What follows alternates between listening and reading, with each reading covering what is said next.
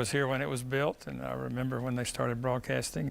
Biggest focus was on how the station served the community. He was active in the community and the station. And he continued that legacy. That is former WBIR General Manager Jim Hart talking about his father, who was instrumental in creating and overseeing our station since the very beginning. That is from an interview some 10 years ago when we marked year 60 here at WBIR. And this year we are marking year 70, and we have lots of great stories and memories to share. From Kaz Walker, Dolly Parton, to wrestling in studio, still happens occasionally, to World's Fair, and of course our predecessors here on the news desk. The original mission, of course, was to serve our community, something we strive to do each and every day. Of all the papers and documents that have come through WBIR, this could be the most important. It's the application to form a television station created by a handful of people with tremendous foresight. The WBIR comes from Birdwell, who was involved in the radio station. He and another group of people put together the application for the station. The paperwork would create this area's second television station, WBIR. It's very, very complete about how local they were going to be. And I think that was a determining factor, that WBIR was going to be driven by local issues. They were going to do a lot of local programming. For more than 3 decades, Steve Dean helped promote and market WBIR and says having a television station in Knoxville was a true win for a media still in its infancy. The early years, you pretty much put anything out that somebody's going to watch. Anything that goes out the end of the antenna, somebody's going to watch, because that was the only option. TV was still learning how to do TV. You know, there was a lot of things that they didn't know how to do, and the lighting looked harsh in what you see. And initially, they had a lot of radio people on TV, and those aren't necessarily the same people. You know, that their skills lie in different areas.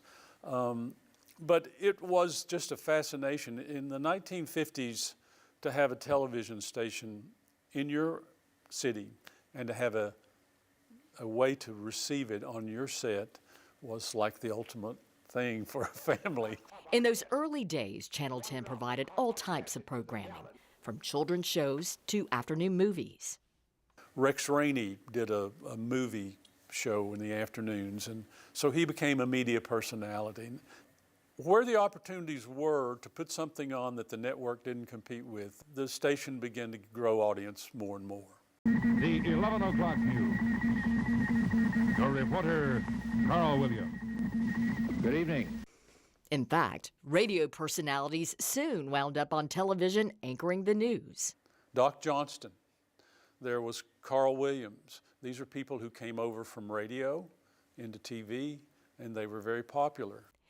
Dean says of all the people who have passed through our hallways, the Hart family stands out as one of the most influential. John Hart was a part of the original ownership, and he started the program, and then his son, Jim Hart, had a huge impact on cementing WBIR as the powerhouse that it became.